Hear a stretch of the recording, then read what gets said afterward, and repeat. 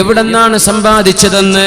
അമിനൽ ഹറാമി അമിനൽ ഹലാലി അമിനൽ ഹറാം, ഹലാലിൽ നിന്നാണോ ഹറാമിൽ നിന്നാണോ സമ്പാദിച്ചത് എന്ന് നോക്കാതെ പൈസ ഉണ്ടാക്കാൻ മാത്രം ചിന്തിക്കുന്ന ഒരു കാലം എന്റെ ഉമ്മത്തിന് വരും.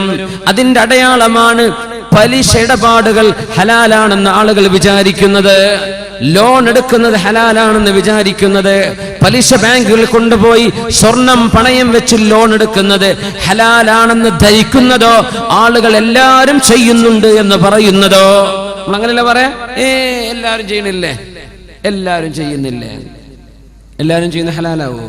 പുരകെട്ടാൻ വേണ്ടി 5 സെന്റോ 10 സെന്റോ വാങ്ങുമ്പോഴേക്കും ആ സ്ഥലം കൊണ്ടുപോയി മോർഗേജിൽ കൊടുത്തു, പണയപ്പെടുത്തി. ബാങ്കുകാരന് 10 ലക്ഷം 50 ലക്ഷം ബാങ്കുകാരന്റെ പലിശയുടെ പൈസ വാങ്ങി. 10%, 8%, ഇനി 0.5% ഇൻട്രസ്റ്റ് കൊടുത്താലും ശരി, അത് ഹറാമല്ലേ? ആ ഹറാമിന്റെ പൈസ കൊണ്ടാണ് തറ കെട്ടിയത്, അതുകൊണ്ടാണ് ചുമര് വെച്ചത്, അതുകൊണ്ടാണ് മണൽ വാങ്ങിയത്, അതുകൊണ്ടാണ് പെയിന്റ് വാങ്ങിയത്, അതുകൊണ്ടാണ് കരാറുകാരന് പൈസ കൊടുത്തത്, അതുകൊണ്ടാണ് നിങ്ങൾ വാർപ്പ് കഴിച്ചത്, ആ പലിശ കൊണ്ടാണ് നിങ്ങൾ ഫർണിച്ചർ വാങ്ങിയത്. ഇതൊക്കെ ചെയ്തു കൂട്ടിയത് 2 കൊല്ലം കൊണ്ട് എന്റെ വീട് പൂർത്തിയാക്കി നാട്ടുകാരെ ഞെട്ടിക്കണമെന്ന് വിചാരിച്ചുകൊണ്ടല്ലേ? അല്ലേ?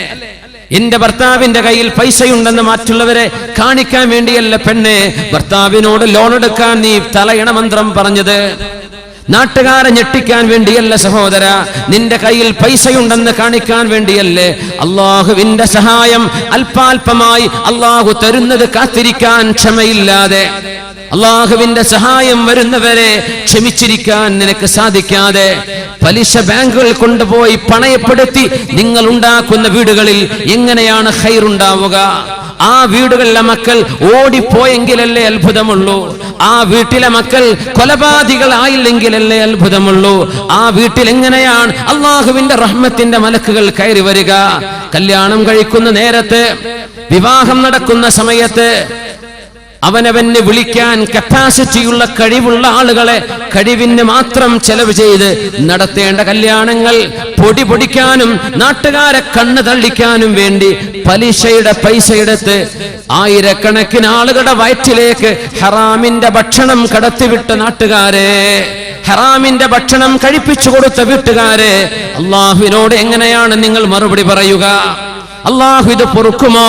പലിശ ഏർപ്പാടുകൾ, പണയപ്പെടുത്തുന്ന ഏർപ്പാടുകൾ, സൽക്കാരം നടത്താൻ ഭർത്താവ് ഗൾഫ് നയിക്കുന്ന പൈസ നാട്ടിലേക്ക് എത്താൻ 2 ദിവസത്തെ സാഹസ താമസം വരുമെന്ന് കാണുമ്പോഴേക്കും ഉള്ള ആഭരണങ്ങൾ മുഴുവനും പെറുക്കിയെടുത്ത് ബാങ്കുകാരന് കൊടുക്കുകയും പലിശയുടെ പൈസ കൊണ്ടുവരികയും ചെയ്ത് സദ്യ നടത്തുന്ന വീട്ടുകാരെ, നിങ്ങൾ നാട്ടുകാരോട് എഴുതി വെച്ച് പറയണം കേട്ടോ, എന്റെ വീട്ടിലെ സദ്യക്ക് ഞാൻ ഉണ്ടാക്കിയ ഭക്ഷണം പലിശയുടെ പൈസ കൊണ്ടുണ്ടാക്കിയതാണ് എങ്കിൽ സൂക്ഷ്മതയുള്ള ആളുകൾക്ക് തിരിച്ചു പോകാം. അത് കാണുന്ന ആളുകൾക്ക് ഹറാമ് തിന്നാൻ പാടില്ലെന്നറിയുന്നവർക്ക് തിരിച്ചു പോകാനെങ്കിലും പറ്റിയേക്കും. അതൊന്നും ചെയ്യാതെ ആരെ ഞെട്ടിക്കാനാണ്, ആരെ ബോധിപ്പിക്കാനാണ് ഹറാമിന്റെ സമ്പാദ്യം ഇങ്ങനെ ചെയ്തു കൂട്ടുന്നത്? ഒരു കാലം വരും മനുഷ്യൻ ചെയ്തു കൂട്ടുന്നത്, മനുഷ്യൻ വാങ്ങിച്ചു കൂട്ടുന്നത് ഹലാലാണോ ഹറാമാണോ എന്ന് ചിന്തിക്കാതെ പൈസ കിട്ടിയാൽ മതി. പോസ്റ്റ് ഓഫീസുകാരൻ വരും, കുറിക്കാരൻ വരുന്നുണ്ട്. 5000 രൂപ വെച്ച് നിങ്ങൾ ഒരു കൊല്ലം അടച്ചാൽ, അല്ലേ, 10000 രൂപ വെച്ച് നിങ്ങൾ ഒരു കൊല്ലം അടച്ചാൽ നിങ്ങൾക്ക് 12000 രൂപ അടക്കാൻ പറ്റിയേക്കും. 2 കൊല്ലം കൊണ്ട് 24000. അത് നിങ്ങൾ ഒരു 5 കൊല്ലം കാത്തു നിന്നാൽ നിങ്ങൾക്ക് ലഭിക്കുന്നത് 1.5 ലക്ഷം. അല്ലേ? പൈസയല്ലേ വരുന്നത്, ലാഭത്തിനുമേ ലാഭമല്ലേ വരുന്നത്, ഇരട്ടിക്കിരട്ടിയല്ലേ വരുന്നത്. പൊന്നു സഹോദരിമാരെ, വഞ്ചിക്കപ്പെടല്ലേ. പോസ്റ്റ് ഓഫീസിന്റെ കുറികൾ നിങ്ങൾ സൂക്ഷിക്കണം. പലിശയുടെ കുറികൾ അതിന്റെ ഉള്ളിൽ വന്നുകൂടുന്നുണ്ട്. നിങ്ങൾ അടക്കുന്ന പൈസയിൽ ഒരൊറ്റ ഫിൽസെങ്കിലും ഏറെ നിങ്ങൾക്ക് തരുന്നുണ്ടെങ്കിൽ, നിങ്ങളായിട്ട് അധ്വാനിക്കാതെ, നിങ്ങളായിട്ട് കച്ചവടം ചെയ്യാതെ ബാങ്കുകാരൻ ഞങ്ങളുടെ ലാഭമാണെന്ന് പറഞ്ഞു തരുന്നത്, ഇത്ര അടച്ചാൽ ഇത്ര നിങ്ങൾക്ക് ഇരട്ടി തരാം, ഇത്ര കൊല്ലം കൊണ്ട്, ഇത്ര മാസം കൊണ്ട് എന്ന് പറയുന്നത് പലിശയുടെ പൈസയല്ലേ, ഹറാമിന്റെ പൈസയല്ലേ? അത് തിരിച്ചു വാങ്ങിച്ചോളൂ. നിങ്ങൾ അടച്ച പൈസ എത്രയോ അത് നിങ്ങൾക്ക് അർഹതപ്പെട്ടതാണ്. അതിലേറെ വരുന്നത് ഹറാമിന്റെ പൈസയല്ലേ. അതുകൊണ്ട് മക്കൾക്ക് സ്വർണം വാങ്ങിച്ചു കൊടുക്കണ്ട, അതുകൊണ്ട് മക്കൾക്ക് നിങ്ങൾ വസ്ത്രം വാങ്ങിച്ചു കൊടുക്കല്ലേ. ലൈഫ് ഇൻഷുറൻസ് പോളിസിക്കാരൻ ഗൾഫുകാരന്റെ പിന്നാലെ ഓടി വരുന്ന പോളിസിക്കാരാ. ലൈഫ് ഇൻഷുറൻസ് ഹലാലാണെന്ന് അവർ വാദിക്കാറുണ്ട്. ഇത് ശരീഅത്തിന്റെ ഇസ്ലാമിന്റെ ഖജാന പോലെ ബൈത്തുൽ മാൽ പോലെയാണെന്ന് വഅദ പറയുന്ന ഏജന്റുമാർ നാടുകളിൽ കാണും. ലൈഫ് ഇൻഷുറൻസ് മുസ്ലിമായ ഒരു മനുഷ്യന് സ്വീകരിക്കാൻ പറ്റുമോ? ഇല്ല. ഇൻഷൂർ എപ്പോഴാണ് അള്ളാഹു പുറത്തു തരുന്നത്? എപ്പോഴാണ്? ഗത്യന്തരമില്ലാത്ത ഇൻഷൂറുകൾ. നിങ്ങളൊരു വാഹനം മേടിക്കണം, ആ വാഹനം റോഡിലിറങ്ങാൻ റോഡിന്റെ ഇൻഷൂർ വെക്കണം, ഇൻഷൂർ ചെയ്യണം. വാഹനം നിവർത്തിയില്ല, ചെയ്തേ പറ്റൂ, ഒരു കുഴപ്പമില്ല. ലൈഫ് ഇൻഷുറൻസ് അങ്ങനെയാണോ? യാത്രാ ഇൻഷുറൻസ് അങ്ങനെയാണോ? നിങ്ങൾ ചെയ്യുന്ന ബാക്കി ഇൻഷുറൻസുകൾ അങ്ങനെയാണോ? ഗത്യന്തരമില്ലാത്തവക്കല്ലേ അള്ളാഹു അനുവദിക്കൂ. അല്ലാത്തത് എങ്ങനെയാണ് അള്ളാഹുവിന് മുമ്പിൽ കയ്യും കെട്ടി പറഞ്ഞു കൊടുക്കുക? അതുകൊണ്ട് പോളിസി എടുത്ത ആളുകളെ, നിങ്ങൾ അടച്ച പൈസ നിങ്ങൾക്കുള്ളതാണ്, ഹലാലാണത്. അതിലേറെ 10 കൊല്ലം കഴിഞ്ഞ് നിങ്ങൾ മരിച്ചു പോകുമ്പോഴോ നിങ്ങൾക്ക് എന്തെങ്കിലും അപകടം സംഭവിച്ചാലോ ഇത്ര തരാമെന്ന് പറയുന്ന സംവിധാനം പലിശയുടെ പൈസയല്ലേ. سيأتي على الناس زمان لا يبالي ما أخذ منه أمن الحلال أم من الحرام. കിട്ടുന്ന പൈസ ഹലാലാണോ ഹറാമാണോ എന്ന് ചിന്തിക്കാതെ, പണ്ഡിതന്മാരോടൊന്ന് കൂടിയാലോചന ചെയ്യാതെ, ഒന്ന് ചോദിക്കാതെ പൈസകൾ വരട്ടെ, എമ്പാടും വരട്ടെ, ഹലാലും ഹറാമും പ്രശ്നമല്ല, അങ്ങനെ ചിന്തിക്കുന്ന ഒരു കാലം, ദുഷിച്ച ആളുകൾ ജീവിക്കുന്ന കാലത്തിന്റെ അടയാളമാണെന്ന് മുഹമ്മദ് റസൂലുള്ളാഹ് സ്വല്ലല്ലാഹു അലൈഹി വസല്ലം. മാറ്റം വരണം സഹോദരിമാരെ, മാറ്റങ്ങൾ വരണം സഹോദരന്മാരെ. സമ്പത്ത് ശുദ്ധമാകാതിരുന്നാൽ അപകടമല്ലേ. യഖൂലുൽ അബ്ദു ഐ റബ്ബി ഐ റബ്ബി, പടച്ചവനെ പടച്ചവനെ എന്ന് ദുആ ചെയ്യുന്ന ആളുകൾ. എത്രയോ ആളുകൾ അഗ്ബറ അശ്അസ, മുടി ജട പിടിച്ചിട്ടുണ്ട്, ശരീരം പൊടിപുരണ്ട് കിടക്കുന്നുണ്ട്. അങ്ങനെ കണ്ടാൽ ഏതോ ഒരു ത്യാഗി വരിനെ പോലെ കാണുന്ന ആളുകൾ യാ റബ്ബി യാ റബ്ബി, പടച്ചവനെ പടച്ചവനെ എന്ന് പറഞ്ഞ് ദുആ ചെയ്യുന്നുണ്ട്. അന്നാ യുസ്തജാബു ലഹ്, എങ്ങനെയാണ് അവർക്ക് അല്ലാഹു ഉത്തരം തരുക? മഅ്കലുഹു ഹറാം വമശ്റബുഹു ഹറാം, അവൻ കുടിക്കുന്ന വെള്ളം ഹറാമിന്റെ വെള്ളമാണ്, കഴിക്കുന്ന ഭക്ഷണം ഹറാമിന്റെ ഭക്ഷണമാണ്.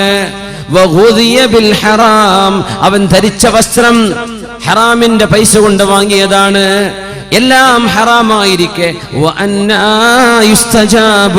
എങ്ങനെ അല്ലാഹു അവർക്ക് ഉത്തരം കൊടുക്കുമെന്ന് പരിശുദ്ധ റസൂലുള്ളാഹി സ്വല്ലല്ലാഹു അലൈഹി വസല്ലം. കുല്ലു ലഹ്മിൻ നബത മിൻ സുഹ്തിൻ ഫന്നാറു ഔലാ ബിഹി. വട്ടി പലിശക്ക് കൊടുക്കുന്നവരെ കുറിച്ച് ഇനി പറയാനുണ്ടോ? പലിശ കച്ചവടം ചെയ്യുന്നവരെ കുറിച്ച് ഇവിടെ ചർച്ച വേണ്ടതുണ്ടോ? ബാക്കി വിഷയങ്ങൾ പോലും ഇത്ര ഗൗരവമാണെങ്കിൽ പലിശക്ക് ഉപയോഗിക്കുകയും സേവിംഗ് അക്കൗണ്ടുകൾ വെച്ചിട്ട് അതിന്റെ പൈസ കൊണ്ട് തിന്ന് ജീവിക്കുകയും ചെയ്യുന്ന ക്രിസ്ത്യാനികളുടെയോ മറ്റോ ഏർപ്പാടുകൾ മുസ്ലിമിന്റെ വീട്ടിലേക്ക് വന്നാൽ എങ്ങനെയാണ് ആ ശരീരം സ്വർഗത്തിലേക്ക് പോവുക? എന്താണ് ഹദീസ്? കുല്ലു ലഹ്മിൻ, ഏതൊരു ശരീരവും നബത മിൻ സുഹ്തിൻ, ഹറാമിൽ നിന്ന് പരിപോഷണം ലഭിച്ചത്, ഹറാമിൽ നിന്ന് കുടിച്ചത്, ഹറാം തിന്നു വളർന്നത്, അങ്ങനത്തെ ശരീരം അന്നാറു ഔലാ ബിഹി, ആ ശരീരം പോയി കിടക്കാൻ നല്ലത് അല്ലാഹുവിന്റെ നരകമാണെന്ന് പരിശുദ്ധ റസൂലുള്ളാഹി സ്വല്ലല്ലാഹു അലൈഹി വസല്ലം.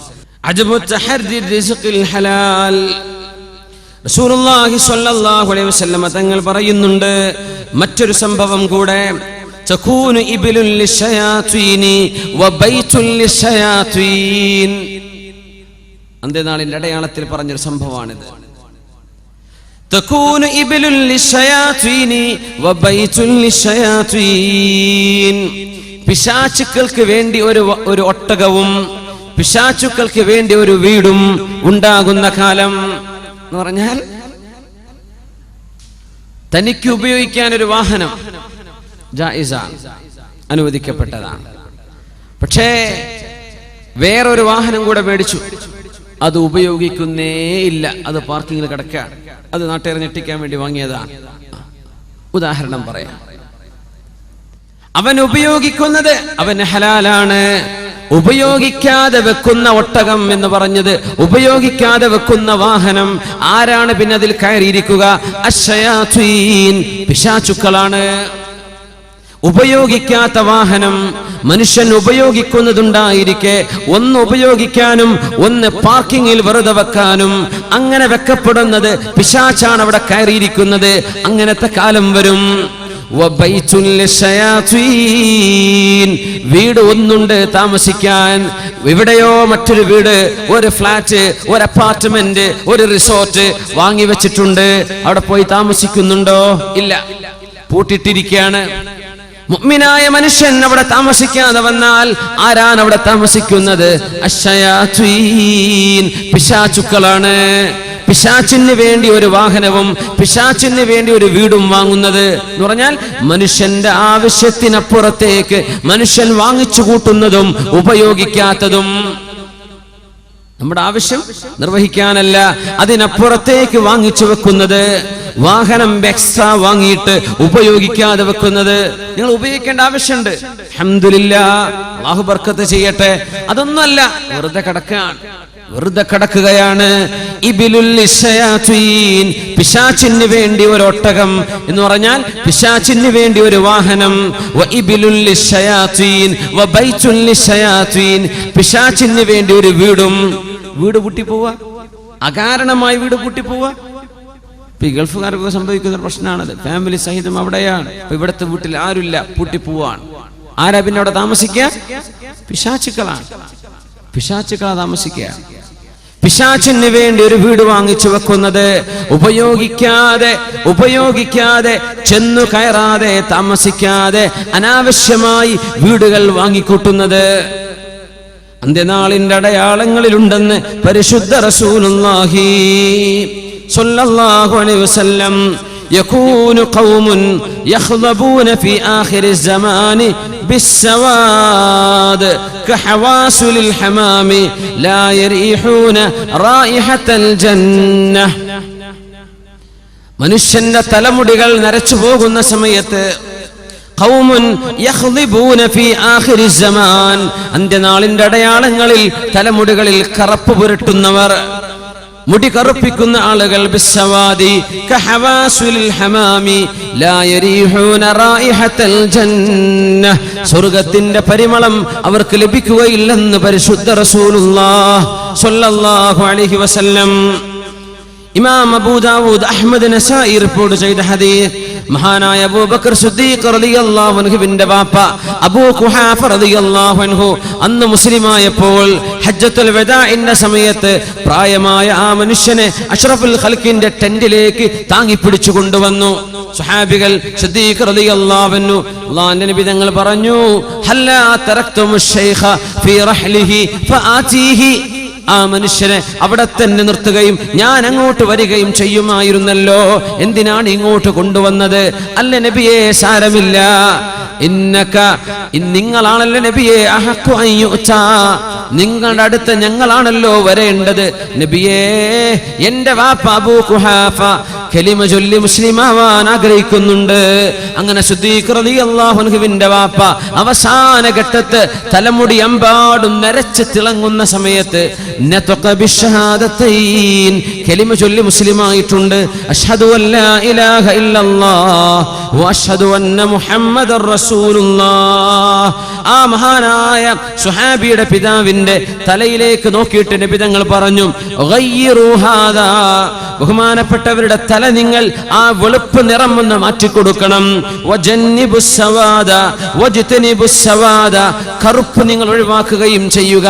മറ്റേതെങ്കിലും നിറം കൊണ്ട് ആ വെളുപ്പ് നിങ്ങൾ നിറം മാറ്റണം.